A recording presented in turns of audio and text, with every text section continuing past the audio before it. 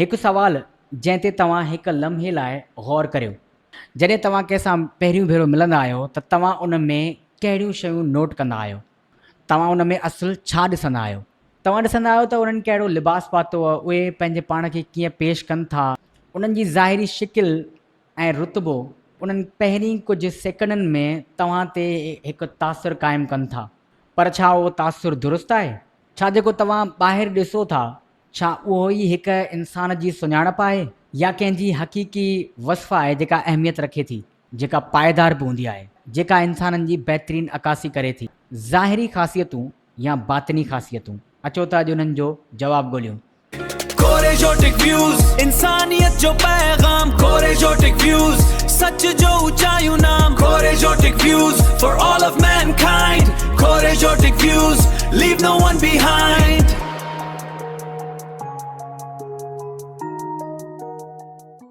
कोरेजोटिक views में भलीकार आऊं या मुश्ताक कोरेजो। आऊं हिकु ज़ाती ॻाल्हि सां शुरूआत करणु चाहियां थो त आऊं पंहिंजे स्कूल में को ख़ासि शागिर्दु न हुउसि। आऊं पंहिंजी ज़िंदगीअ जे मक़सदनि ऐं सलाहियतुनि बाबति वाज़े न हुउसि। हिकु वॾे अरसे ताईं उन ई मुझल हालत में रहियुसि, पर उन ई मुझल हालत में मूं कुझु नऊं सिखण जी चाह में लिखण खे पंहिंजो मक़सदु सम्झो। उन करे न त मूं वटि का अॻु में प्लानिंग हुई या कंहिं मूंखे चयो त तूं लिखणु शुरू कर, न, हीअ हिकिड़ी फितरी अमल हुयो जेको अज़ ख़ुदि मुंहिंजे ज़हन में आयो त मूंखे लिखणु घुरिजे, मूंखे कहाणी लिखणु घुरिजनि, मूंखे किन शयुनि जे बारे में सोचणु घुरिजे। मुंहिंजी असुलु सुञाणप मुंहिंजा मार्क्स या को मुंहिंजो टारगेट न हो, पर उहो सभु कुझु हो जेको आऊं ख़ामोशीअ सां पंहिंजे अंदर में तइमीर करे रहियो हुउसि। ऐं वक़्तु गुज़रण सां उहो तसलसल ऐं नज़म व ज़ब्त जो हिसो बणिजी वियो। हाणे ॻाल्हि करियूं था एक्सटर्नल ऐं इंटरनल एट्रीब्यूट्स जी, यानी ज़ाहिरी ख़ासियतूं ऐं बातिनी ख़ासियतूं। जेके ज़ाहिरी ख़ासियतूं हूंदियूं आहिनि उन्हनि में असां पहिरीं छा नोट कंदा आहियूं? शिकिल, लिबास, रुतबो, माल व मिल्कियत, दुनिया खे पहिरीं नज़र में नज़र अचण वारियूं शयूं। उहे सिर्फ़ु इशारा आहिनि, असुलु इंसान जी अंदरी हक़ीक़त न आहिनि हूंदियूं। तंहिंखां पोइ बातिनी ख़ासियतूं यानी इंटरनल एट्रीब्यूट्स, उहे छा हूंदा आहिनि? कम जो मयार, इख़लाक़, ईमानदारी, जज़्बाती ज़हानत। उहे ख़ासियतूं अमलनि सां, तसलसल सां ऐं वक़्त सां गॾु ज़ाहिर थियनि थियूं। उहे ई ख़ासियतूं हिकु इंसान जो असुलु किरदारु ऐं सुञाणप थींदियूं आहिनि। अंदरूनी ख़ासियतुनि जूं ही 4 शाख़ूं आहिनि जेके तव्हां सां आऊं वंडणु चाहियां थो। त पॉज़िटिव बिहेवियर यानी हाकारी इख़लाक़ जंहिंखे असां चवंदा आहियूं।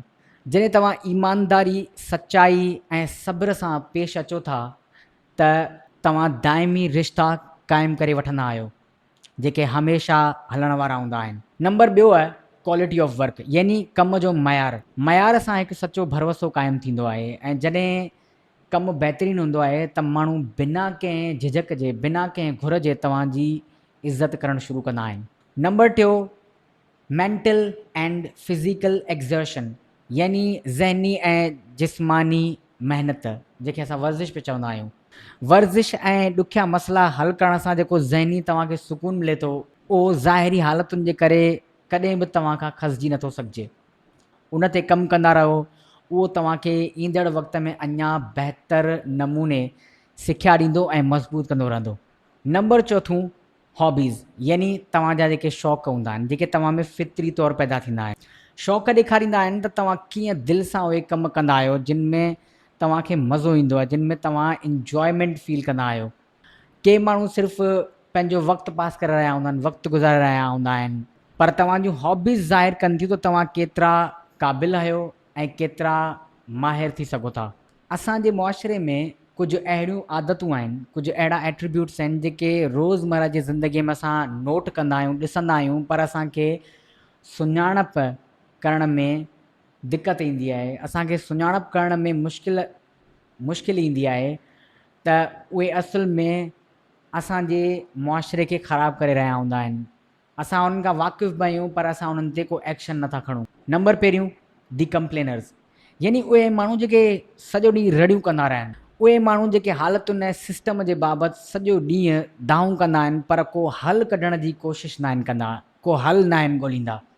नंबर ॿिए ते अचनि था दी कैंसलर्स यानी उहे माण्हू जेके असांजे मुआशिरे में हमेशह हर कम खे रद्द कंदा रहंदा आहिनि, जेके तारीफ़ुनि खे रद्द कंदा आहिनि ऐं का बि ॻाल्हि तव्हां उन सां कंदो त उन मां का न का मनफ़ी ॻाल्हि कढी ऐं ख़ुदि मायूस थी वेंदा आहिनि।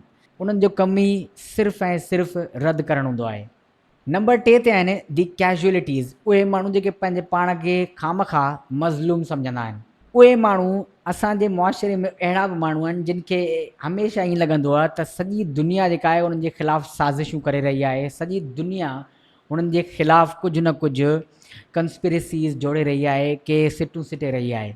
उहे हमेशह ॿियनि ते इल्ज़ाम हणंदा आहिनि, ब्लेम हणंदा आहिनि, पंहिंजी का बि ज़िम्मेवारी न खणंदा आहिनि। नंबर 4 दी क्रिटिक्स, तनक़ीद कंदड़। असांजे मुआशिरे में कुझु अहिड़ा बि माण्हू आहिनि जेके हर शइ खे पंहिंजी फ़र्ज़ी मयार ते परखे मुसलसल तव्हांखे जज कंदा रहंदा आहिनि, तव्हांजी हर शइ ते को न को सवाल उथाईंदा रहंदा आहिनि, जॾहिं त पाण कुझु बि न आहिनि कंदा, पर तव्हांखे कमज़ोर करण जे लाइ, तव्हां ते तुहमतूं हणण जे लाइ हू हमेशह तयारु हूंदा आहिनि। हू हमेशह तव्हांजे कंहिं सुठे अमल खे बि ख़राबु चवंदा, तव्हांजे कंहिं ख़राबु अमल खे त हू ई ख़राबु चवंदा, पर उन्हनि जो मुकमल जेको फोकस हूंदो आहे, उन्हनि जो सॼो ॾींहुं कमु ई इहो हूंदो आहे त क्रिटिक्स करणु, यानी रद्द करणु, ख़तमु करणु, कंहिं ते तनक़ीद करणु।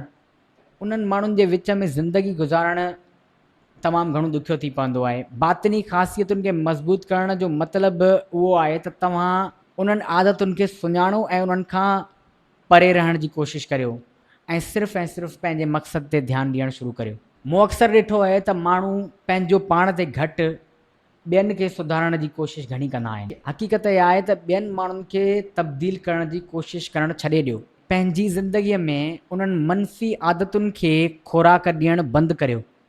जॾहिं असां पंहिंजा मामूली बेकार ऐं बेफ़ाइदा कम जेके असांजे मामूल में शामिल आहिनि उहे करणु छॾींदा आहियूं त असां में हिकिड़ी बेचैनी पैदा थींदी आहे। उहो बेचैनीअ वारो मरहलो असांखे काटणो पवंदो, छो त जॾहिं तव्हां उन्हनि आदतुनि खां परे रहणु शुरू कंदव त हिकिड़ो बेचैनीअ वारो मरहलो स्टार्ट थींदो आहे ऐं तव्हां बेचैनी महसूसु कंदव। उहो अहसासु हक़ीक़ी आहे, हर माण्हूअ सां थींदो आहे, छो त तव्हांजो ज़हन पंहिंजे पाण खे नए सिर तइमीर करण जी कोशिशि करे रहियो आहे।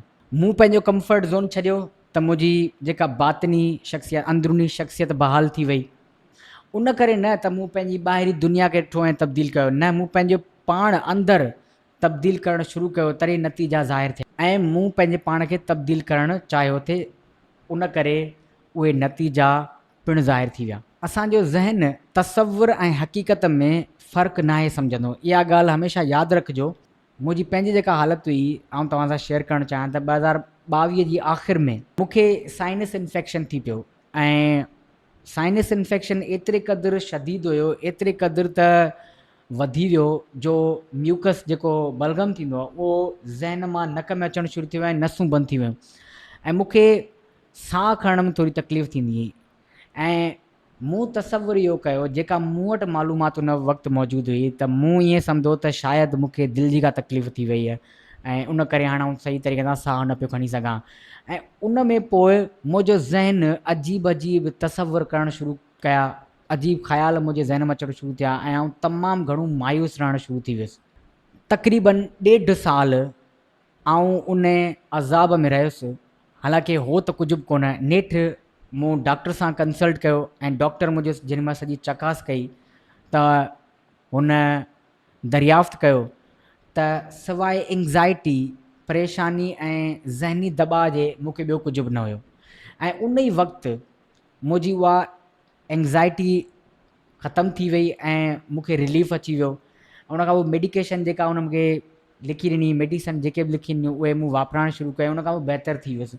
त तव्हां असुलियत ऐं तसवुर में तव्हांजो जेको दिमाग़ आहे उहो फ़र्क़ु नाहे कंदो। कॾहिं असां कुझु सुठो सोचे ऐं ख़ुशि थी पवंदा आहियूं, उहा ख़ुशी त असुलु हूंदी आहे, पर उहो जेको असां सोचियो पिए, जंहिं शइ जे बारे में असां सोचियो पिए, कंहिं सुठी शइ जे बारे में, उहा अञा मौजूदु ई नाहे असां वटि, उन जो वक़्तु ई न आयो। साॻी तरह सां गॾु तव्हांखे को डपु महसूसु थिए थो त तव्हां डिॼणु शुरू कंदा आहियो, त साॻी तरीक़े सां उन शइ जो ख़्यालु रखो, इहो सम्झो त उहा शइ, उहो डपु अञा तव्हां ताईं न आयो आहे, सिर्फ़ु तव्हांजे दिमाग़ उन ख़ौफ़ खे जेको आहे उहो मज़बूती सां झले वरितो आहे। उन करे त इमेजिनेशन ऐं हक़ीक़त में असांजो दिमाग़ फ़र्क़ु नाहे कंदो, त उन्हनि ॻाल्हियुनि जो बि ख़्यालु तव्हांखे रखिणो पवंदो। मूंखे उमेद आहे त तव्हांखे हिन सवाल जो जवाबु मिली वियो हूंदो त असांजी बहितरीनु अकासी असांजा अंदरूनी जेके एट्रीब्यूट्स आहिनि, जेके असांजूं बातिनी ख़ासियतूं आहिनि, उहे ई कंदियूं आहिनि।